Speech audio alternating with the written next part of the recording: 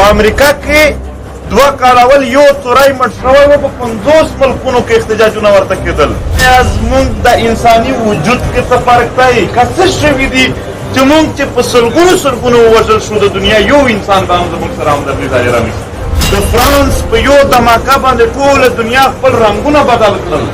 د دنیا په هر طاقت نه زیات طاقتور زمونږ دپاره د خدای دی دا زمونږ خپل اتحاد دی. ته د کومې پارټۍ یې؟ خو که د کومې پارټۍ هم یې خو پښتون عزت خو مو سره تړلی دی، امن خو مو سره تړلی دی. مونږ نه پوهېږو چې زمونږ د پښتنو نه ګناه کوم وشو چې خامخا مونږ دلته د تباهۍ مخ ته ولاړ یو.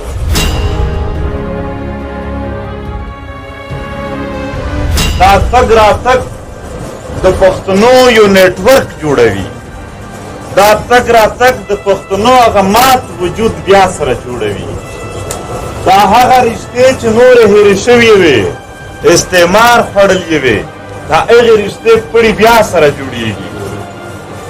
او نیت یې څه دی؟ اراده یې څه ده؟ فکر یې څه دی؟ د ذات خبره نه ده. د ذات د ګټو دپاره ډېر ځایونه دي.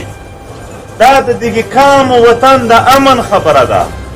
دا دغې قام و د وطن د مستقبل خبره ده. محترمو، په دنیا کې لوی دنیا آباده ده. مونږ نه پوهېږو چې زمونږ د پښتنو نه ګناه کوم وشو چې خامخا مونږ دلته د تباهۍ مخ ته ولاړ یو. ما هغه ورځ کیسه ورته کړله چې حال دا راغی حال چې په دنیا کې څوک هم وژل کېږي نو نوره دنیا پې غږ پورته کوي. انساني حقوق ادارې، اقوام متحده د فرانس په یو دماکه باندې ټوله دنیا خپل رنګونه بدل کړل، جنډې یې ولګولې. په امریکا کې 2 کاله اول یو تورای مړ شوی و، په 50 ملکونو کې احتجاجونه ورته کېدل. مونږ اوس حیران یو چې آیا زمونږ د انساني وجود کې څه فرق دی؟ که څه شوي دي چې مونږ چې په سلګونو ووژل شو، د دنیا یو انسان به هم زمونږ سره همدردي ظاهره نه شي. د مسلمانۍ خبره که وکړو، په برما، په فلسطین، په کشمیر کې چې ظلم کېږي دلته هم ټول راووځي. مونږ یې په حق کې یو چې د مظلوم ملګرتیا دې وشي. دا بده خبره نه ده، د مظلوم ملګرتیا روغه خبره ده. خو حیران د خپله مسلمانۍ ته چې په مونږ کې کوم فرق دی چې تر اوسه پورې په مونږ څوک راونه وتل. انسانان یو، مسلمانان یو، د دغې وطن یو، بیا هم تباه هم یو، برباد هم یو، بېروزګار نیشتې او دهشتګردۍ وال یو. پښتون نن چې کور پرېږدي یا ژاړي، یا یې سیالي نه ده پوره، یا یې په عزت کې کمی دی. دغې 2 وجې دي، یا د ترهګرۍ د لاسه یا د نیشتې د لاسه. بېروزګاري دي او مهنګایي دي د دغې د لاسه. او دا دواړه وجوهات ختم کېدلی شي، خو د ختمولو دپاره یې د خدای پرته دلته یو قوت پکار دی. هغه قوت څوک دی؟ هغه پخپله پښتانه دي. د پښتنو د مسلې حل پښتانه دي.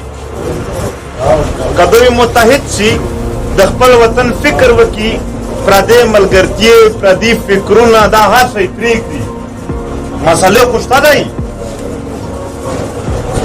صاحبه خو دلته څه روان دي، هم پښتانه پکې ملوث دي. په هره کیسه کې دا خواري غواړي، دا محنت غواړي، دا ټوټې جسم بیا سره را جوړول. ګنې دا چې څه وشول دا خو وشول، دا خو وشول. اوس راتلونکي ته فکر وکړئ. راتلونکی مو څه شی دی؟ تاسو د سبا ورځ اندازه لګولی شئ چې دلته به څه وي. د یوې ورځې اندازه نه لګېږي.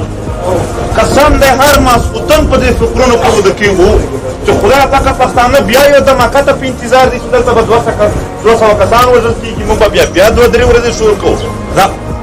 په هغو حالاتو ناول دا مضبوطول دي، دا نیټورک جوړول دي، دا د یو بل سره تګ راتګ دی. پښتانه د خپلې رشتې بحال کړي، خپله پښتونولي دې بحال کړي. زوروره ده پښتونولي. د دنیا په هر طاقت نه زیات طاقتور زمونږ دپاره د خدای دی دا زمونږ خپل اتحاد دی.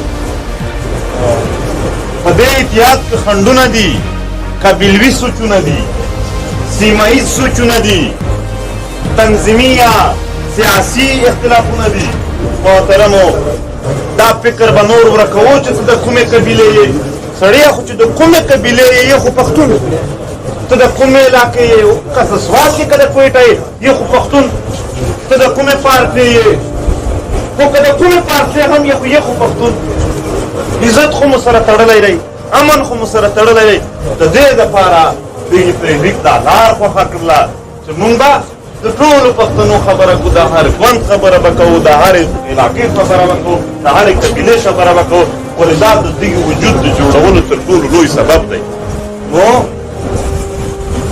دا تاسو نه چې مننه کوو مننه مونږ کوو چې اوس پښتانه لګیا دي نیټورک جوړوي نیټورک او چې کله پښتون مضبوط شي هیر مو نه دي چې څنګه زموږ ماشومان په سکولونو کې ووژل شول څنګه زموږ ځوانان ووژل شول اندازه نشئ کولی چې په دې وطن د کونډې څه حال دی د یتیمانو څه حال دی د هغې ټولو دپاره د اتحاد نه علاوه بله لار نشته دی امن که راځي امن به پښتون خپل راولي یو قوت یې نه درکوي د نورو قوتونو په جنګ کې ګټې دي امن که صرف ستا فایدې دي ګوره چې جنګ چې امن وي خو موږ به جوماتونو ته تللی شو سکولونو ته به تللی شو کاروبار روزګار بازار هر څه به بحال وي چې کله امن نه وي تاسو به چېرته ځئ او بل دا خلک که داسې څوک فکر لري چې موږ به پښتانه دومره تنګ کړو چې د وطن نه لاړ شي اوس هم نقل مکاني خو د نږدې دهشتګردۍ د لاسه لګیا ده هر څوک چې 40-50 لکه روپۍ موندوي ځي د پښتون وطن